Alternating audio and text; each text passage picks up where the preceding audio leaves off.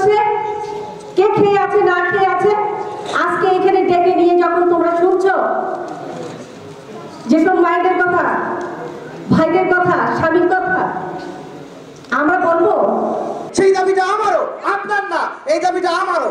আমি সেজন্যই এসেছি। কেন আসতে পারি নাই সেই প্রসঙ্গে বলি। আচ্ছা, এখানে তোমরা ছেলেপেলেরা যারা সমন্বয় কাজ, তোমাদের বয়স খুবই কম। তা আমি যেটা বলতে চাচ্ছি, দেশের প্রয়োজনে যারা মাঠে নেমেছে, মারা গিয়েছে, আহত হয়েছে, আজকে যখন দেখি সবাই ঘুরে বেড়াচ্ছে, আমাদের সন্তান নেই, আমার সন্তান নেই, এ ভাষা বোঝানোর ক্ষমতা আমার নেই।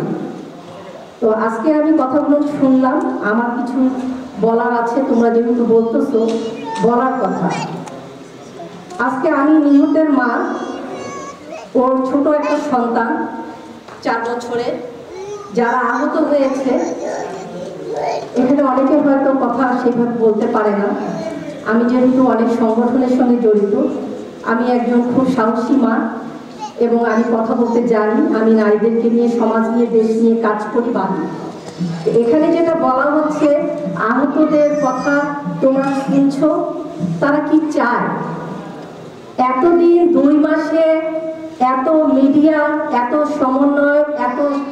সমন্বয়ক ছেলেরা, আমি তোমাদেরকে ওইভাবে কখনোই ইনসাল্ট করবো না, ছেলেরা, আমার ছেলেরা, যে যে জায়গায় যে সন্তানরা মারা গিয়েছে, আহত হয়েছে, সেই জায়গার ছেলেপেলেরা তাদের বাড়ি বাড়ি যায়নি, তাদের বাড়িতে গিয়ে খোঁজ করেনি।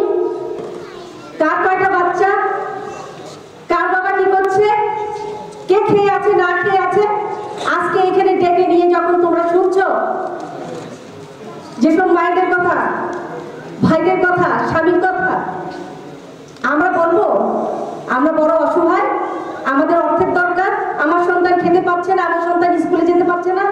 এটা শুনতে আমি সত্যি আমি খুবই কষ্ট পাচ্ছি। আমরা লজ্জিত যে আমরা এভাবে শুনতে চাইনি এবং আমরা বলতে চেয়েছি, আমাদেরকে বলতে দেন নাই। আমরা বলতে চেয়েছিলাম যে আমরা কি কি উদ্যোগ গ্রহণ করে এখানে এসেছি, সেই ব্যাপারগুলো আপনারা আমাদেরকে বলতে দেন নাই। আমরা যদি বলতে পারতাম তাহলে আপনাদের ওই আকাঙ্ক্ষাটা আগেই ক্লিয়ার হয়ে যায়। একটা বিষয় আপনাকে আমি বলে রাখি, আপনি যে প্রতিবাদের ভাষাটা বলেছেন, সেই প্রতিবাদের ভাষাটা আমারও। আমি চাই এই 1.5 মাসেও কেন আমার প্রত্যেকটা নিহত ভাইয়ের পরিবারের পাশে এই সরকার দাঁড়ালো না, সেই দাবিটা আমারও। আমি চাই কেন আমার সারা বাংলাদেশের সমস্ত আহত ভাইরা এখনো কেন মারা যাবে, সেই দাবিটা আমারও, আপনার না, এই দাবিটা আমারও। আমি সেজন্যই এসেছি। কেন আসতে পারি নাই সেই প্রসঙ্গে বলি।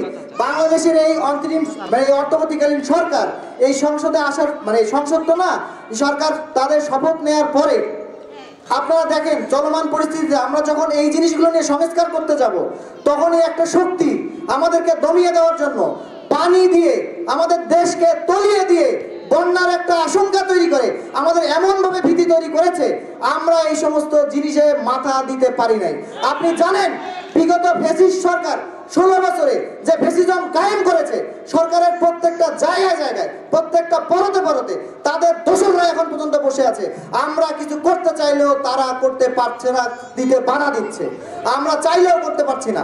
আপনি জেনে নিশ্চয়ই খুশি হবেন, জুলাই স্মৃতি ফাউন্ডেশন নামে একটি ফাউন্ডেশন হয়েছে, যে ফাউন্ডেশনের আলোকে, যে ফাউন্ডেশনের সভাপতি হয়েছে ডক্টর মোহাম্মদ ইউনূস এবং সভাপতি হয়েছে মীর মুগ্ধর ভাই স্নিগ্ধ, সাধারণ সম্পাদক হয়েছে, সভাপতি হয়েছেন ডক্টর মোহাম্মদ ইউনূস। এই ফাউন্ডেশনটা আরো আগে গঠিত হওয়ার কথা ছিল, কিন্তু দেশের যে চলমান সংকট, সেই সংকটের কারণে এর কার্যক্রম করতে পারে নাই। দেশি এবং বিদেশি বিভিন্ন সংস্থা সেই ফাউন্ডেশনে টাকা ডোনেট করছে এবং এই টাকার পরিমাণটা আপনারা দোয়া করেন এমন একটা পর্যায়ে চলে যাবে, আপনারা যারা এখন বিভিন্নভাবে রোনাজারি করতেছেন, বলতেছেন আমি অসহায়, আমি বিশ্বাস করি, দৃঢ়ভাবে বিশ্বাস করি, এ ধরনের কোনো পরিবার থাকবে না, বাংলাদেশে থাকবে না। বিশেষ করে আহত এবং নিহত কোনো পরিবার এরকম থাকবে না যে তারা অসচ্ছল, খেতে পারছে না বা তাদের বাচ্চা কাচ্চা নিয়ে তারা জীবন নির্বাহ করতে পারছে না। আর একটা বিষয় এখানে উঠে এসেছে যে আহত হওয়ার পরেও তাদের নামে মামলা হচ্ছে।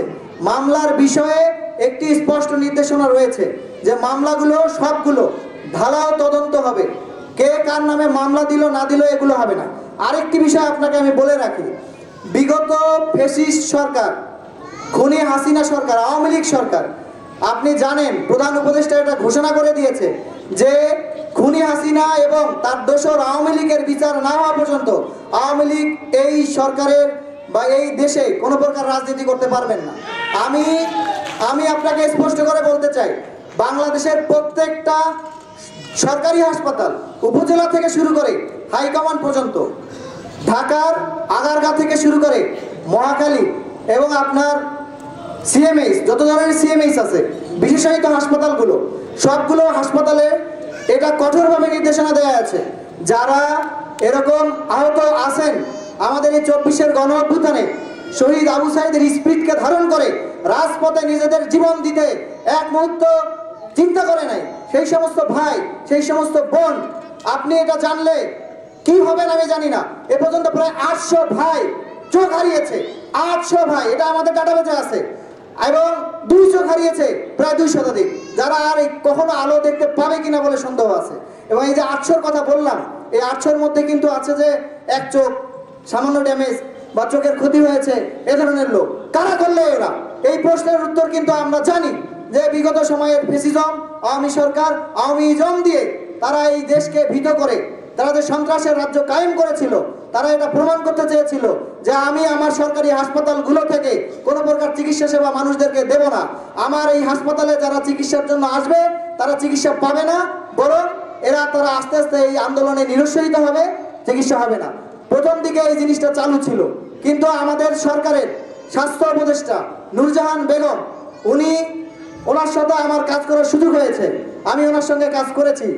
তো আমরা এটা বলে দিতে চাই যে তার সঙ্গে আমি ওতপ্রোতভাবে কাজ করেছি এবং আমি জানি আমরা ইমিডিয়েটলি একটি বিশেষায়িত হাসপাতাল করতে চেয়েছি। আমরা ডিএনসিসি হাসপাতাল, যেটা করোনা ডেডিকেটেড হাসপাতাল ছিল, সেই হাসপাতালটিকে বিশেষায়িত আমাদের এই যারা আহত আছে তাদের জন্য করতে চেয়েছি, পারি নাই, এক পক্ষ বাধা দিয়েছে, সেই পক্ষকে আপনারা জানেন। এরপরে আমরা পিজি হাসপাতালে গিয়েছি। পিজি হাসপাতালে একটা সুপার স্পেশালাইজড বিল্ডিং আছে, যে বিল্ডিংটা কোরিয়ার তত্ত্বাবধানে চালু হয়েছে, কিন্তু এখনো ফুল ফাংশন করে নাই। আমরা সেটা চালু করার জন্য উদ্যোগ নিয়েছি। সরকার সমস্ত ধরনের ইকুইপমেন্ট তাদেরকে দিতে চেয়েছে, একটি পক্ষ বাধা দিয়েছে, টেকনিক্যালি বাধা দিয়েছে। তাদের বাধা দেওয়ার জিনিসটা একটু অন্যরকম ছিল। আমরা অনুমান করতে পেরেছি আমরা যদি সেখানে চিকিৎসা সেবা দিতাম, আমাদের এই ভাইয়েরা হয়তো বা আরো ভাবে ক্ষতিগ্রস্ত হতে পারতো। টেকনিক্যাল ইস্যুর কথা আমি বলছি, আপনি অবশ্যই জানবেন বিষয়টা, আপনি যেহেতু বলতেছেন। তারপরে সিদ্ধান্ত হয়েছে সমস্ত হাসপাতালে চিকিৎসা সেবা ফ্রি। আপনারা সবাই কি জানেন ভাই, সমস্ত মেডিকেল কলেজ হাসপাতাল, বিভাগীয় 8টি হাসপাতাল, সরকারি হাসপাতাল, চিকিৎসা সেবা আহত ভাইদের জন্য ফ্রি। আপনারা কি সবাই জানেন? আপনারা যারা জানেন না তাদেরকে আমি বলে রাখতেছি যে সমস্ত সরকারি হাসপাতালে আপনাদের চিকিৎসা সেবা ফ্রি, এবং আপনারা আন্দোলনকারী পরিচয়ে সেখানে ভর্তি হবেন। এবং এর আগে যারা নিজেদের তহবিল থেকে আপনারা ধার দেনা করে চিকিৎসা সেবা করিয়েছেন, তাদেরও সেই টাকাটা এই সরকার ফেরত দিবে ইনশাআল্লাহ। একটি ভাই এখানে বলেছে তার একটি কৃত্রিম পা দরকার। আমরা অলরেডি বিভিন্ন বিদেশি সংস্থা যারা এই ধরনের কাজ করে থাকে তাদের সঙ্গে আমরা যোগাযোগ করেছি। যাদের কৃত্রিম চোখ, কৃত্রিম হাত, কৃত্রিম পা দরকার, তাদের জন্য এই সমস্ত ব্যবস্থা আমাদের অন্তর্বর্তীকালীন সরকার করছে, এবং সেই জন্য আমরা জোরালোভাবে কাজ করে যাচ্ছি, ঠিক আছে। এবং শুধুমাত্র এই আহত নিহতদের চিকিৎসার জন্যই যে বা তাদের রোনাজারি ছোড়ার জন্য আমরা এখানে নিয়ে এসেছি, বিষয়টা এমন না। আমাদের সময় খুবই সংকীর্ণ হওয়ার কারণে আমরা সেখানে যেতে পারি নাই, এবং আমাদের যে চলমান বিভিন্ন পরিস্থিতি তাদের কারণে হয়তোবা আমরা শুনতে পারি নাই। আমরা নানান কারণে ব্যস্ত ছিলাম। আমরা ঢাকা থেকে ছুটে এসেছি একটি টিম, যে আমাদের ভাইদের দ্বারে দ্বারে আমাদের যাওয়া প্রয়োজন, তাদের কি দাবি এখনো মেটে নাই, কেন মিটলো না সেটা আমরা দেখব। সেই জন্যই কিন্তু আমরা এসেছি। আমরা তাদের কথাগুলো শুনেছি। আমরা অবশ্যই তাদের যে যথাযথ মাধ্যম, যেখানে জানলে তাদের দাবিগুলো পূরণ হবে, সুচিকিৎসা হবে, সেগুলো কিন্তু আমাদের এখানে যারা বসে আছেন তারা কিন্তু নোট করেছেন, এবং এনারা যারা এখানে এসেছেন সবার কিন্তু লিস্ট আমাদের কাছে আছে। সেই লিস্ট সহ এখন যারা দাবি দিয়েছেন বা যারা দিতে পারেন নাই, যারা আর্থিকভাবে অসচ্ছল আছেন, তাদের বিষয়টি যত দ্রুত মোকাবেলা করা যায় আমরা সে ব্যাপারে আমাদের এই সরকারকে অবহিত করব, এবং আপনারা দেখতে পাবেন খুব শীঘ্রই একটা দৃশ্যমান পদক্ষেপ এখান থেকে আসবে।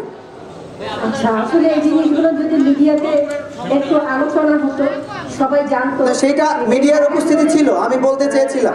মিডিয়ারা কিন্তু এই জিনিসগুলো কখনো প্রচার করে না, সেই জন্যই কিন্তু স্বাভাবিকভাবে আমরা একটু হলো মনক্ষুণ্ণ যে কে কি করছে। সময় আপনি শুনে আশ্চর্য হবেন না, এই মিডিয়াও কিন্তু ভুল আওয়ামী ফ্যাসিজমের যে ওই যে তথ্য সেখান থেকে বেরিয়ে এসেছে তাও কিন্তু না। না না আমি বলতে কোনো ভয় পাই না। না, তাদেরও অনেকেই এখন পর্যন্ত আছে, মিডিয়া চাইলেই দেখাতে পারে। জুলাই অভ্যুত্থানের যে ফুটেজগুলো তাদের কাছে আছে, সেই সময়ে যেগুলো দেখাতে পারে নাই তারা কিন্তু এখন দেখাতে পারে যে আওয়ামী ফ্যাসিজম কি করেছে, কিভাবে আমার ভাইদের বুকে গুলি চালিয়েছে, তারা কিন্তু এগুলো দেখাতে পারে। কিন্তু মিডিয়া এগুলো দেখায় না। দেখাচ্ছে হয়তো কিছু কিছু মিডিয়া দেখাচ্ছে, কিছু কিছু মিডিয়া দেখাচ্ছে না। আপনার যে দাবি আমি সেই দাবির সাথে একমত। আর কেউ কিছু বলতে চান প্লিজ? তোমাকে ধন্যবাদ, জিনিসটা ক্লিয়ার করলে আমরা অনেক কিছু ক্লিয়ার ছিলাম না, এই জন্য হয়তো কথাটা বলা। ঠিক আছে, ওখান থেকে একজন মা বলতে চেয়েছেন।